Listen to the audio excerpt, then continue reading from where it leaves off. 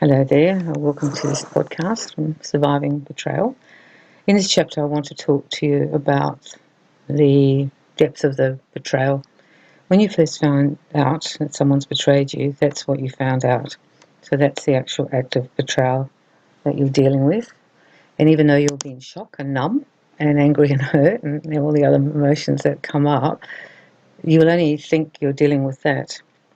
And that could well be the case with you, that's all it was. It was just that, and that's the only thing. However, sometimes when you deal with people who have a tendency to betray other people, you'll find that this is just the tip of the iceberg. And unfortunately for you, you might find there's more things, more indiscretions if there's been an affair, more things that you didn't know about in the family or with your friend, and more things with the business that it starts to unfold.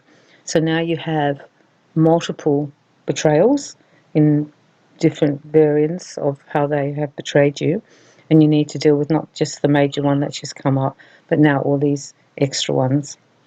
People don't talk about this stuff, but that's actually what happens. When I found out my husband had had an affair, then when I went back and got him to tell me what's been really happening, it went back years and years and years, lots of little indiscretions and things that I actually didn't know about because he hid them so well. I wasn't in denial because he actually hadn't had an affair previously, but he had attempted, shall we say. What I'm trying to say to you is that don't feel bad if you get into it, think you've got one, and then find out you have many more, because this actually makes it much more difficult to heal the relationship, and actually for you to heal too, because now you're dealing with multiple betrayals. It's the same as if you find out your business partner has stolen some money or taken some money or moved things around without telling you, and you've lost money, and then you find out in the course of things now that he's been, or she has been, doing this for years and just draining the coffers, and you didn't know about it. So now you have a much bigger problem.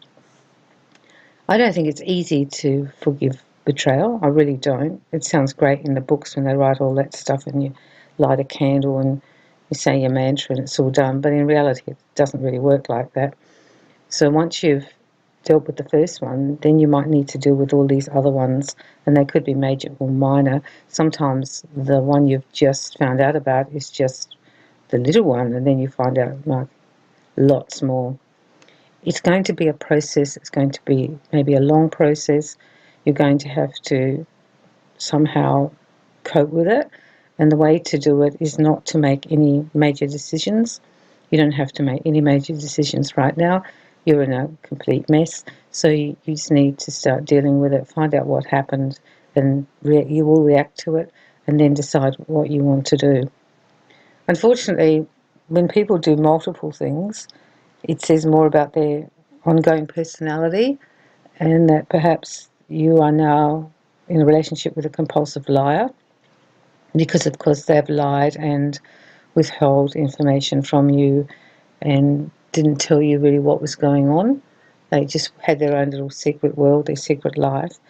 This is going to be a different person to dealing with someone who messed up, made a mistake, is mostly an honest person and you can trust them, and just really just messed up, because they're different things. Sometimes we get drawn into situations, perhaps we've been drinking too much or we've been taking drugs, and we act in a way that isn't usual for us, and we do something that we really do regret. And that's the thing you've got to look at.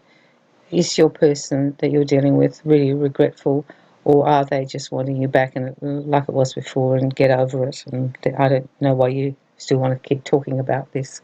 There's two reactions to you as the person who was betrayed.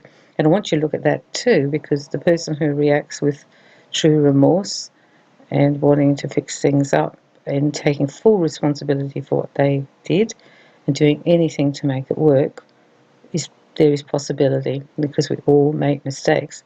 However, the person who's going to start blaming you, make excuses, won't take responsibility, doesn't know why you want to keep bringing it up and why do you want to know that, that's the person you probably don't want to be with forever unless you want to live that horrible life with them. The worst thing is that we love these people. We love our partner normally when it hits us. We love the family members, our friends. And even though we might not love our business companion, it's a business thing, we do have love for it. And I also spoke about the will, that some people betray us in the will, that they promise us things which are deserving to us because we are the next generation perhaps, and then they screw us over in the will. And that is a very hurtful thing to deal with, and it makes you really angry because then now you're left with that problem that you're the one who got $200 and someone else got 20,000. The will one, I'll do a particular podcast on that because it's a little bit separate because they're dead now, but doesn't mean you're not going to be really, really angry with them. That's the one where they leave the knife in at the end. I think it's rather cruel, and it leaves a really bad taste in your mouth, that the will one. Therefore, today when we're talking about it, we're looking at these two aspects of the one act and then the multiple acts. It's going to take you a lot longer to get over the one act and the multiple acts because there's just so much more information. And I found too, once you opened that box, more and more and more came out, and it was just one pain on top of another pain on top of another pain. And you realise that then your relationship, particularly if you're in a partnership with someone, in a love relationship, was really quite a sham in many ways. That you were the one who was being completely faithful throughout the whole process, and they weren't. That they weren't really in the relationship. You were looking, I always say it this way, you were looking inward to the relationship, but they were always looking outwards. They were always looking out, and you didn't realise that.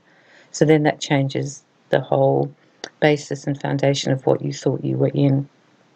You don't have to make any decisions or concessions to these people. They are completely the one who has betrayed and lied to you and deceived you and broken the trust. They broke the trust. You didn't do that. And therefore, it's up to you what you do. You get lots of advice from people, some good, some terrible. And that'll come from their own feelings and also their own damage. You do whatever you want to do and what feels right for you. Most people do try to mend it in some ways. If there's a lot of love there and you have only one incident and you can kind of get past it, you can mend it. But that's going to be hard work, and I suggest you get some help with that one. And so other people, it's just that's it. I'm done. They don't have. It's just black and white. And I've seen lots of those. The person made a mistake, and that's it. Sometimes I think it's an excuse to get out too, though. Sometimes one who's been betrayed maybe wasn't that happy, and now the person's done this, and then it's just a reason to go. Because there were many other things that weren't working in the relationship, and many other things that were irritating, or maybe that the partner wasn't taking responsibility within helping in the house. All different things, or with the money, or maybe you just don't like them very much anymore. Because I do believe we can be in love with someone that we love them, but we don't really like a lot of them. And so then when have been betrayed, it is a sort of like a good way to exit. You can exit quite well with that one. If there are children involved, particularly with the partnership one, you might make different choices. Some people tend to stay because of the children, because they want the children to have the family unity. But if you do decide to do that, you've got to find a harmonious place to live so the children aren't living in a war zone, because there'll be a Cold War going on from the time you find out about the betrayal until probably you split. And Cold Wars are felt by everyone. They can feel the tension. When you first find out, it's okay for you to know everything. You're supposed to know everything, and they're supposed to actually tell you the truth. So if you have someone who's avoiding or won't tell you or withholding, you need to look at that, because it's now time to tell the truth, because love and truth, love and trust, they go together. They actually are connected, they're intertwined. And if you love someone, you need to be able to trust them. And if you trust them, you usually love them. And if you don't have that, then the love will be affected and how you feel about them. So you've got to somehow regain the trust back, or just basically it won't work. You won't love them the same initially either. Understand that, because you've got so many emotions. You might even feel quite numb. I think I felt numb for months. Just didn't feel anything. I of course was angry and hurt and fear and anxiety, but I didn't feel the love because I was so numbed out. And it'll take time for the numbness to go. Everyone does it in their own way, and people are all different, and their ability to heal from these things and or forgive is varied. Don't judge yourself and put yourself at what other people would do in their marriages or in their partnerships. It's your relationship. So I'm saying to you, just be aware that once you find out one thing, you might find out lots of things, and it's going to make your decision to stay or go even more, I don't know, complicated in a way. So take your time. You don't have to do anything yet. However, if you feel you can't stand to be around them and you need to leave, do that. You just got to do whatever you want to do, make your life easier. I think betraying a person is a very selfish act. It's an act of pure selfishness because you're just doing what you want to do without any regard for someone else. And that goes through all the areas of betrayal that we've talked about. Therefore, you might begin to think and see that this person who's betrayed you is basically a selfish person, because selfish people tend to do whatever they want. That's another thing to consider, that now you've seen that maybe your friend, partner, family member, business partner is basically a selfish person. And selfish people will always look after themselves, regardless of anyone else. And they have like a greed too, and they will explain the loss in money and wanting to have more. So someone once said to me they want to have the person, but they also want to have all the others. Like they want to have one toy, but then they want to have all the other toys in the shop too, which is a completely selfish way of thinking.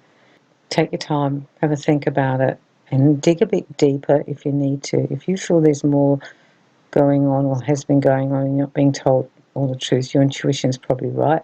So go digging, because it's painful to find the things out, but you might as well get it all out now and then deal with it. So I'm wishing you lots of luck. This stuff is so horrible. And it's really depressing because it didn't really have to happen if the person had been honest and just come and talk to you if there had been problems. But they didn't, so this is what you've got. So I'm wishing lots of luck with it, and sending you lots of love and lots of healing.